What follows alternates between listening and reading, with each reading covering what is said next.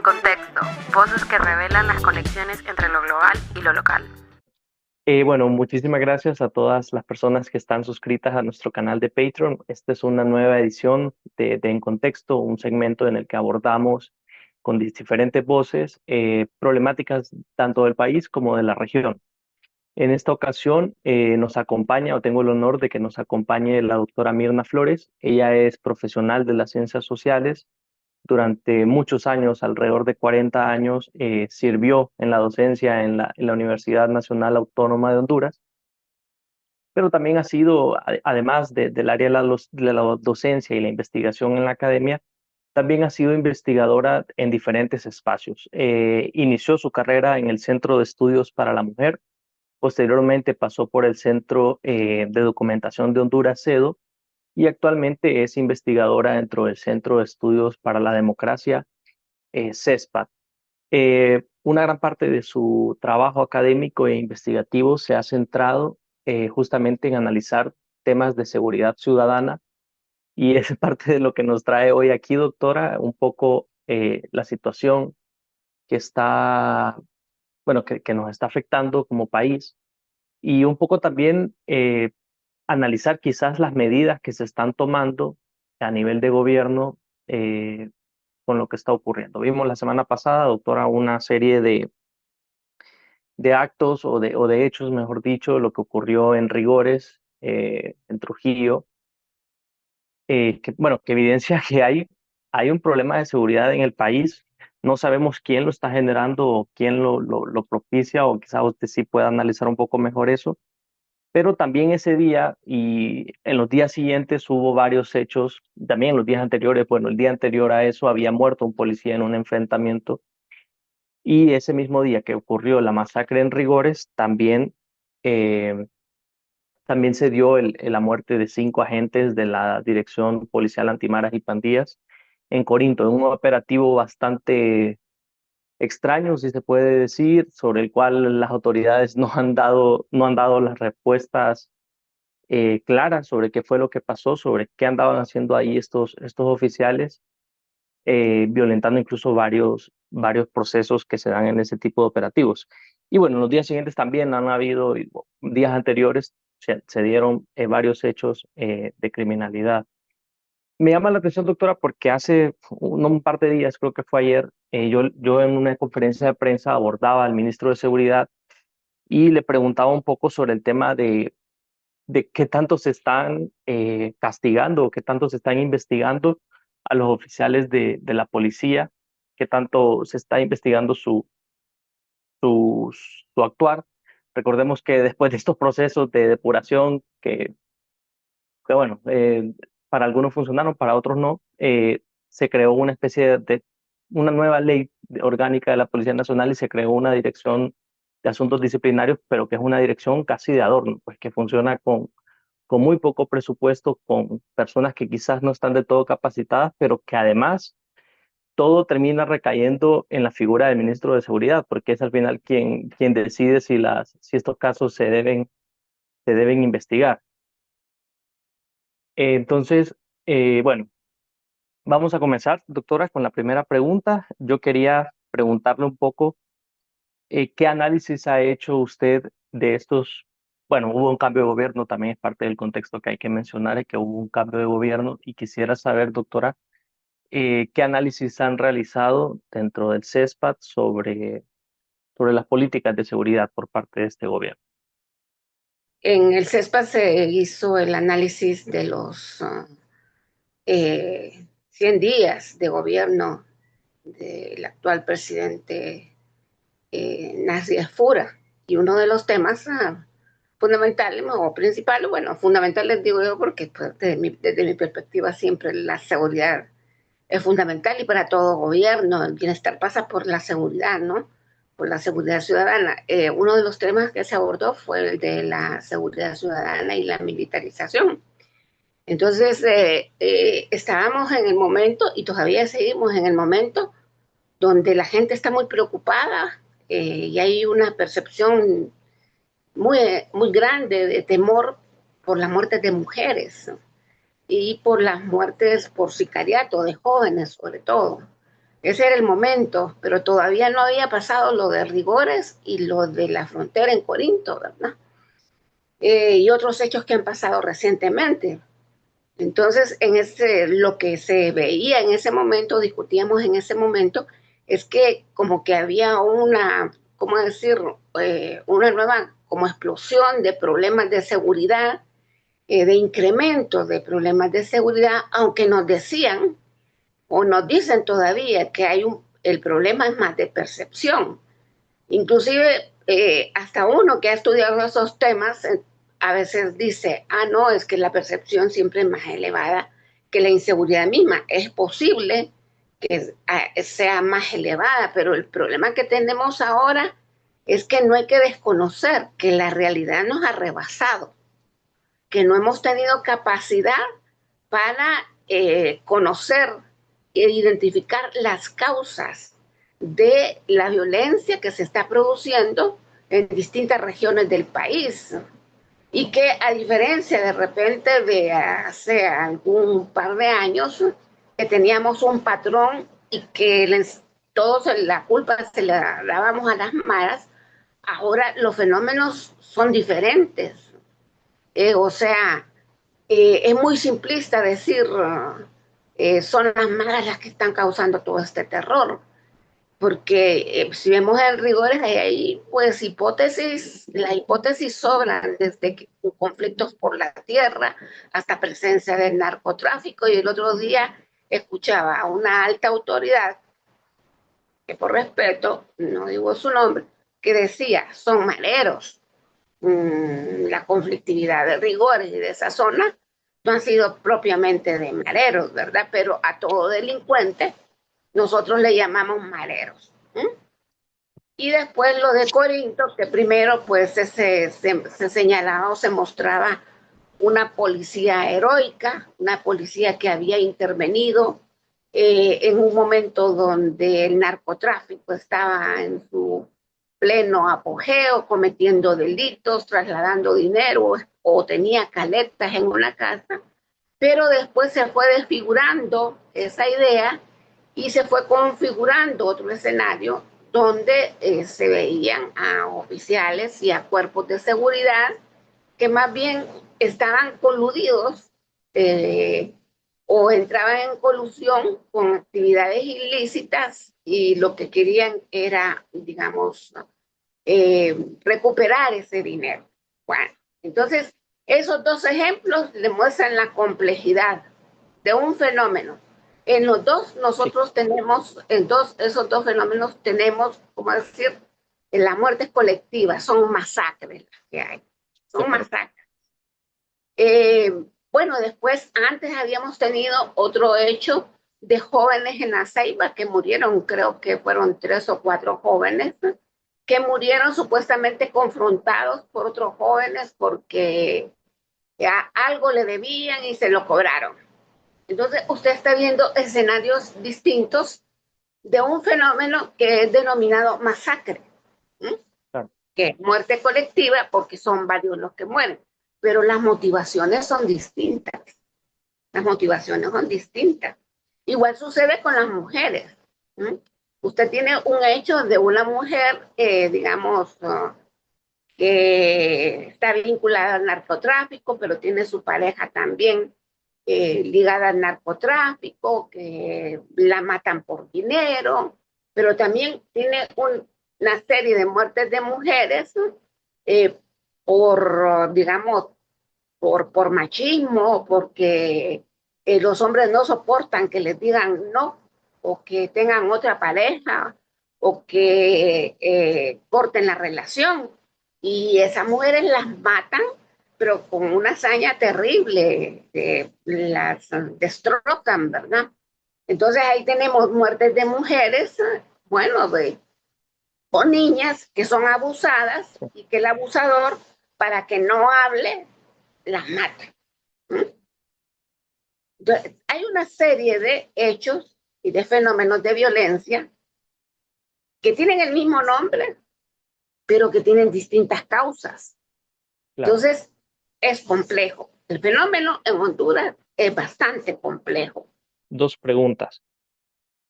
Una es, bueno, usted decía que, por ejemplo, no hay capacidad para determinar la causa de los hechos. Vemos masacres en diferentes lugares, pero lugares con diferentes contextos, y pareciera que todo se le atribuye o incluso se atribuye previo a una investigación. Recuerdo que el mismo día que ocurrió lo de Rigores, el propio ministro de Seguridad, y él mismo dijo, no, lo que voy a decir es algo subjetivo, dijo él, pero todo lo que ocurrió, o algo así, estoy tratando de parafrasearlo, da indicios de que esto fue un enfrentamiento entre grupos de crimen organizado. Ujú. Él decía eso, por un lado. Y usted me decía, esa falta de capacidad, ¿en qué radica? Porque, vaya, por ejemplo, vimos que ha aumentado el número de policías, pero no sabemos cuántos de esos policías que tenemos realmente son agentes de investigación, cuántos de ellos son capaces de investigar el delito.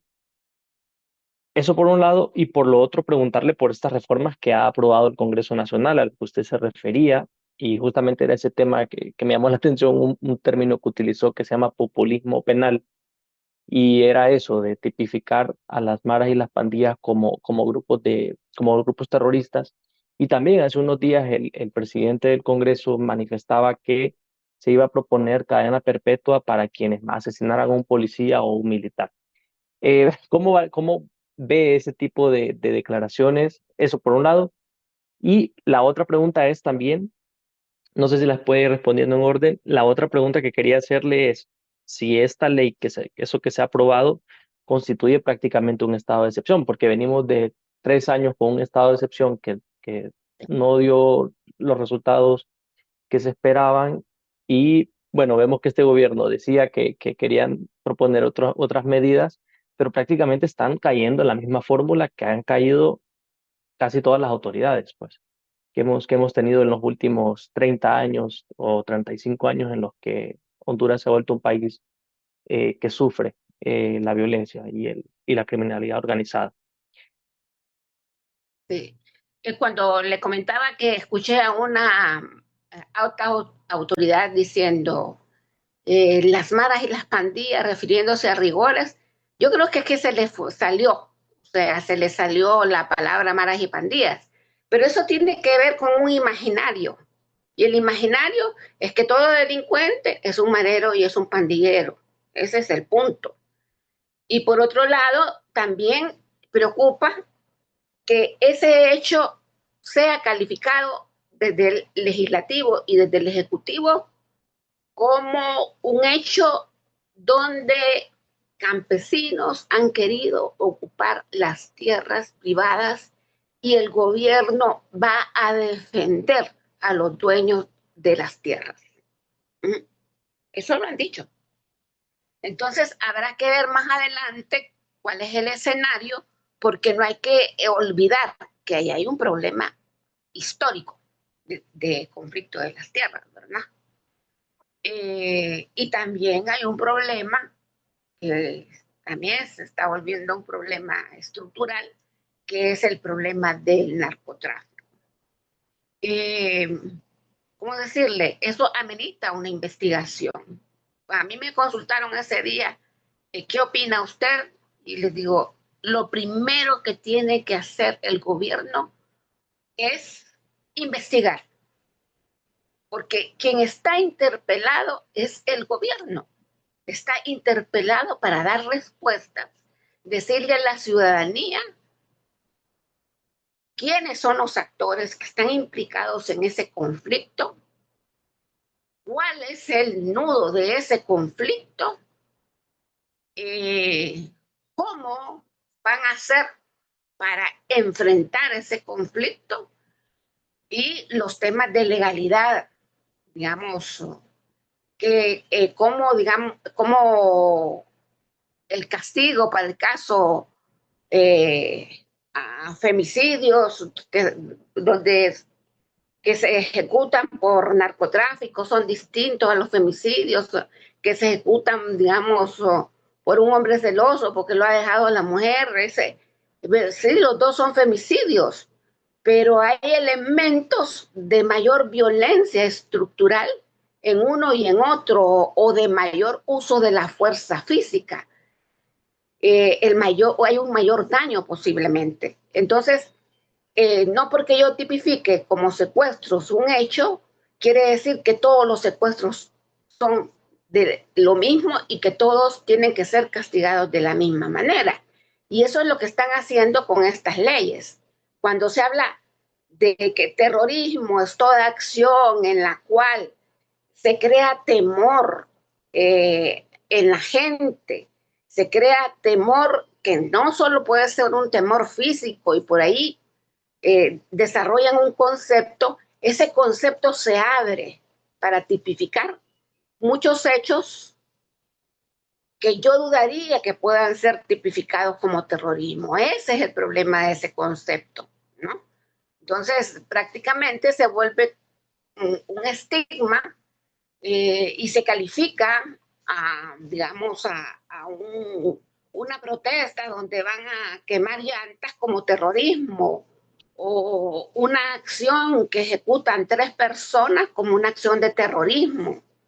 Y ese es el peligro. El peligro es que estamos frente a, ¿cómo decir?, delitos que se configuran bajo un imaginario y bajo ese imaginario se van a emitir castigos posiblemente que no corresponden a los actores que están en el conflicto. Y además, ¿dónde quedan las medidas preventivas?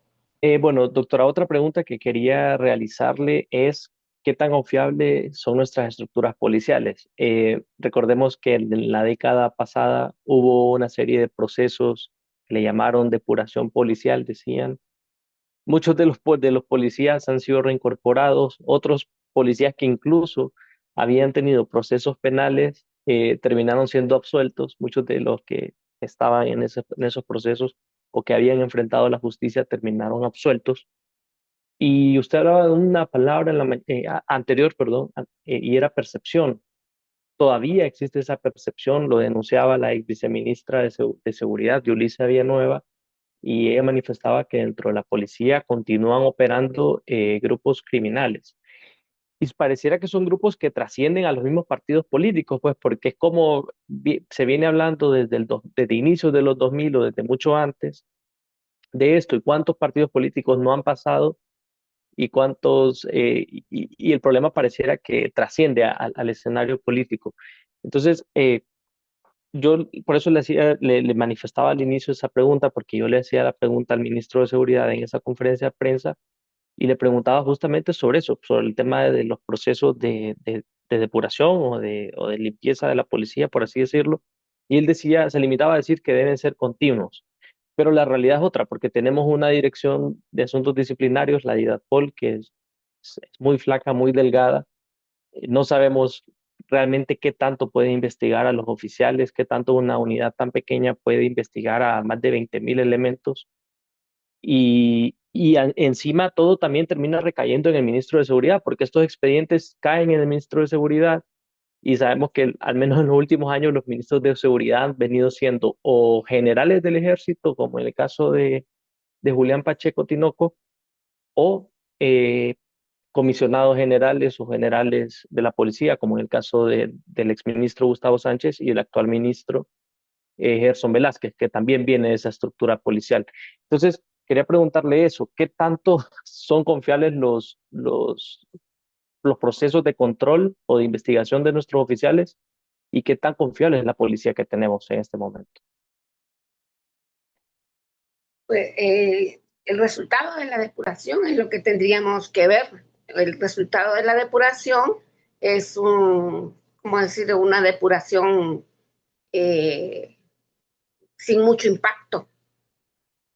Y miren que tuvimos un momento duro donde la institución policial estaba penetrada por el narcotráfico. Entonces, ahora no sé, no sé si podríamos hablar del mismo nivel, pero obviamente, ¿cómo decir? Sí, las cuestiones no, las cosas no cambiaron en el sentido de que las redes permanecen las redes de vinculación del narcotráfico con las estructuras policiales y también con las estructuras militares Lo que pasa es que de repente el militar está menos expuesto a estar en la calle y expuesto a esas relaciones con el narcotráfico. Y ese, digamos, ese operativo de rigores, pues a lo que apunta es eso, a ver la corrupción policial. Cómo esa corrupción policial no fue atacada, no fue superada y todavía estamos frente a una policía débil, una policía poco profesionalizada, poco técnica y que igual está cometiendo delitos en pequeña escala y en gran escala en sus vínculos con el narcotráfico. Eso es grave para la policía, además de la imagen que tiene la policía. Yo recuerdo, hace poco pasaron un programa donde entrevistaron a todos los altos oficiales o buena parte de los altos oficiales de la policía y los comentarios de la ciudadanía eran terribles. Son unos corruptos, digamos, no confiamos en ellos, ¿no? ¿Qué tal depuración policial? Yo si hubiera estado del otro lado de la policía me hubiera preocupado mucho. ¿Por qué? Porque no tenía usted, digamos, comentarios buenos de la policía. Y la policía es la institución que más confianza debe lograr de los ciudadanos, porque la policía no funciona sin la confianza de los ciudadanos. Y sin embargo, a pesar de llevar, digamos, casi más como casi 2 décadas de depuración, una primera, como 2 o 3 partes o procesos de depuración, nosotros estamos frente a una policía altamente corrupta altamente corrupta, que se dedica a la criminalidad común, que trabaja y opera en los barrios, casi en alianza o en colusión muchas veces con las maras, pero también que opera con el narcotráfico. Fíjense que a mí me dio tristeza. Primero eran unos héroes, después terminaron siendo señalados como personas vinculadas al narcotráfico. Todavía no se ha hecho la investigación, pero sí da tristeza es saber que en Honduras se invierten tantos recursos eh, que la policía, por más que se hagan cambios, que se den recursos, uno no siente que está frente a una policía eh, fuerte, frente a una policía honesta, frente a una policía que puede hacer frente a la delincuencia. Ese es el gran tema. Entonces, digamos, en uno de esos programas también viendo la opinión de los policías sobre lo que estaba aconteciendo en no sé qué lugar, lo que decían es que nosotros vamos adelante, pero necesitamos a los militares y necesitamos a la policía militar de orden público. Entonces, recordé los años 90 cuando nosotros pedíamos la separación de la policía de los militares. Y ahora los policías son los que piden el acompañamiento de los militares, porque se sienten indefensos, se sienten que no se pueden enfrentar a esas estructuras del narcotráfico. Y el otro problema también que bueno, no se pueden enfrentar porque no tienen el armamento, no tienen la preparación, incluso la profesionalización. Están más profesionalizados los miembros de los cárteles de la droga que los mismos policías. Entonces, tienen temor a enfrentarse a ellos. Y bueno, pues por eso piden el acompañamiento. Pero digo yo, ¿cuándo vamos a tener esa policía autónoma, profesionalizada, que proteja al ciudadano, que el ciudadano se sienta seguro, que logre la confianza? Eso está lejos de que lo logremos. Está muy lejos. Y bueno, pues entonces eso era como la utopía cuando se hace la reforma policial y cuando se hacen las reformas, digamos, a los sectores de seguridad y defensa en los años 90. Eso era lo que se deseaba. Pero lo que tenemos es lo contrario. Sí, sí, han pasado 30 años ya creo que eso fue a inicios de los 90 y seguimos ante lo mismo, más bien un crimen organizado más fuerte y más una fuerte. Y con el policía presidente Guerrero. Sí. cada vez más disminuida. Eh, Doctora, parte también de todos esos problemas que vemos, y bueno, yo quisiera hablar un poco de Dipamco, porque Dipamco se crea como prácticamente como el brazo armado del estado de excepción, o como el ejecutor, por así decirlo, del estado de excepción.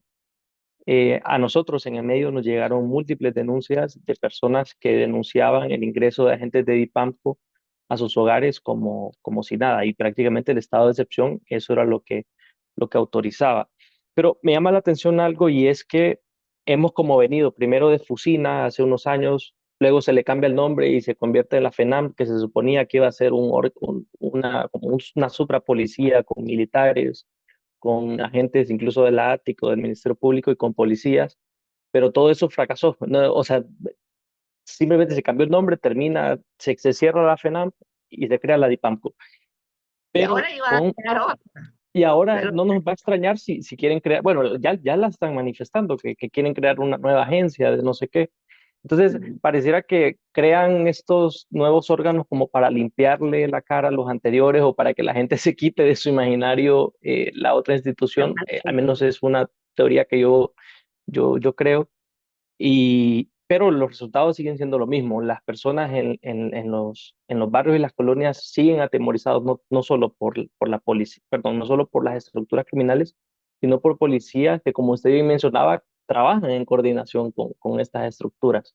Entonces, ¿cuál sería la verdadera solución? Bueno, y creo que ya usted ya me la decía, profesionalizar la policía, creo que sería uno de ellos, pero también cómo podemos quitar esos grupos eh, que operan dentro de las estructuras policiales y que operan como en coordinación con estos grupos.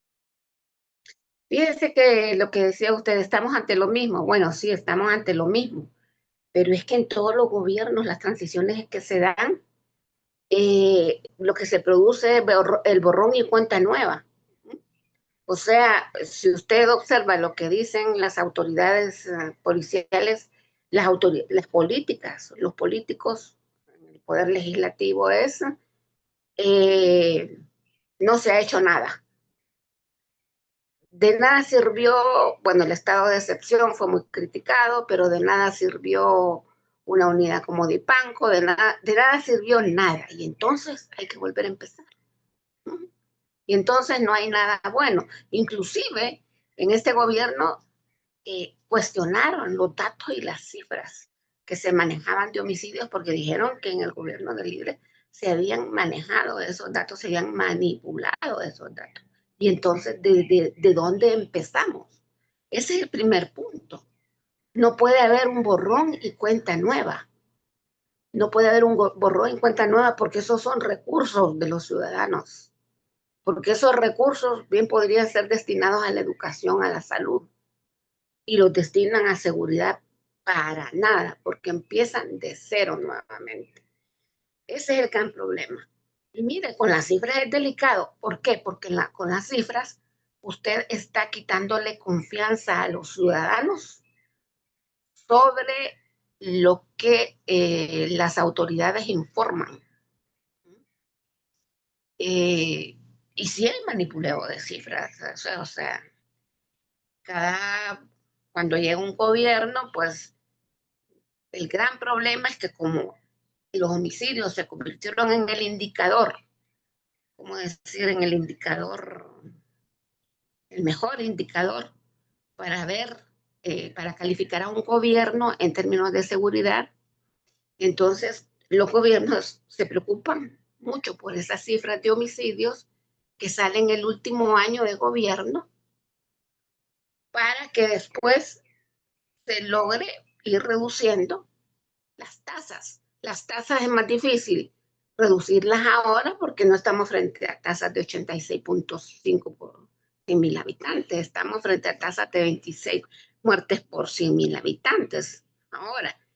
Y además, a pesar de esas tasas, tenemos que decirle el segundo o tercer lugar creo que es del país más violento de América Latina y el primer lugar del país más violento en Centroamérica.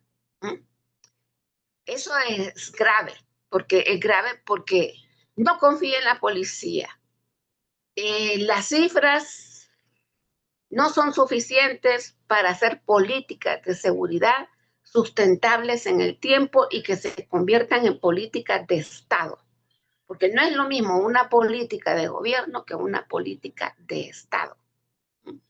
Entonces, el gran problema es cómo llegar a esas políticas de Estado, que sean intocables, que llegue otro gobierno, ya sea de izquierda, ya sea de derecha, ya sea de centro izquierda, y que no dude ni el gobierno ni la ciudadanía frente a la situación que le están planteando y que se vean que son problemas de país, no son problemas de partido.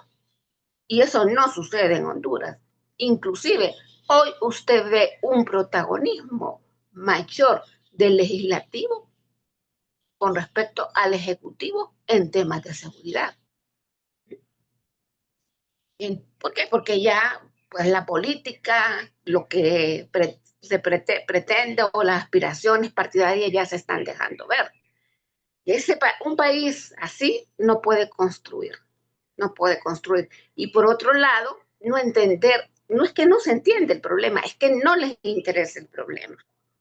Con medidas reactivas se ganan a la gente o a las personas o los ciudadanos porque dicen, no, pues sí están haciendo algo. Miren, todos los militares que tenemos fuera, toda la policía militar, miren cuántos van a ir, cadena perpetua les van a dar. Pero eso no sucede, porque la investigación criminal lo lleva unos días a la cárcel y después lo saca, porque hay muchos inocentes también que llegan a esas cárceles, entonces eso no sucede. Pero se están planteando problemas de prevención, de acceso de los niños y de los jóvenes a las escuelas. Esa es la prioridad, del acceso al empleo. Mire, este país tiene un nivel de desempleo tremendo. Le cerró y le ha cerrado las puertas a los jóvenes. Y no estoy hablando solo de las clases pobres, sino que de las clases medias. Cuando llega otro partido hace las barridas tremendas y jóvenes preparadísimos se quedan sin empleo porque tienen que, el partido que llega al poder, poner a su cliente en la política. Y ahí no tiene políticas de Estado. Lo que tiene es, ¿cómo decir?, políticas de gobierno y políticas de gobierno que favorecen al partido de gobierno. Sí. Entonces, la idea es cómo concertar, pero ya vio usted lo que fueron las elecciones últimas, ¿verdad? Tan confrontativas y conflictivas. Cómo concertar y cómo separar lo que son las políticas que deben de regir al Estado, no por un periodo de gobierno, sino por 30 años, por decir algo, un periodo, ¿no? Sí, hace falta esa planificación y es muy cierto, pues, o sea, creo que ninguno de los candidatos o candidatas presentó un plan, o sea, presentaron planes para 4 años, pero no, como usted dice, políticas de Estado y no de gobierno. Miren, para 4 años, es que presentaron unas líneas, unos Sí, resúmenes, estaban más preocupados por los conflictos que tenían en el CNE, por hacer esos arreglos políticos y no por llegarle a la gente con planes creíbles, sustentables. sí, y doctora, yo quería hacerle una pregunta, pero de alguna forma ya me la respondió y era una pregunta un poco inocente y era eso, si realmente hay interés en los gobiernos de impulsar políticas de prevención, pero creo que ya me la respondió de alguna forma, pues que no hay una prevención clara de la criminalidad y más bien lo que hay es eso, pues, o sea, esa frase que usted decía, el populismo penal, que me gustó mucho, hay más que todo eso, un populismo de hacerle llegar al corazón a la persona, de decirle, sí, al que mate al policía de su colonia, le van a dar cadena perpetua, o que las maras y las pandillas van a ser catalogadas como terroristas. Pero bueno, creo que ya respondió esa pregunta. Creo que de mi parte no hay otra consulta, doctora. Me gustaría poder platicar mucho más tiempo con usted, pero sí agradecerle por esta ocasión, por habernos aceptado esta entrevista. Y bueno, para nuestros lectores o nuestros suscriptores de Patreon, en esta ocasión, en contexto, tuvimos a la doctora Mirna Flores.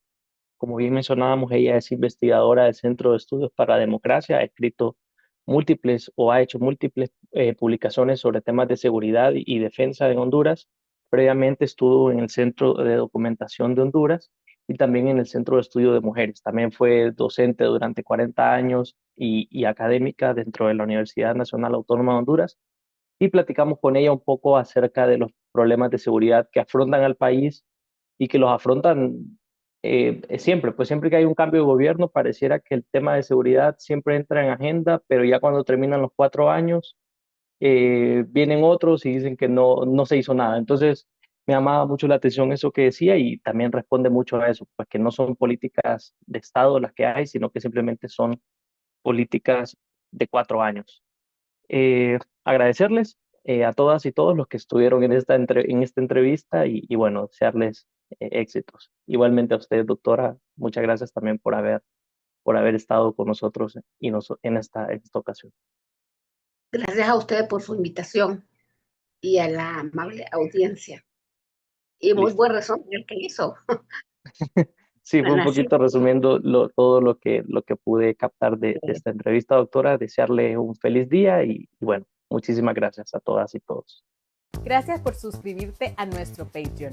Con tu apoyo hacemos posible el periodismo independiente y te compartimos contenido exclusivo hecho con transparencia y compromiso. Con Contracorriente estarás siempre en contexto.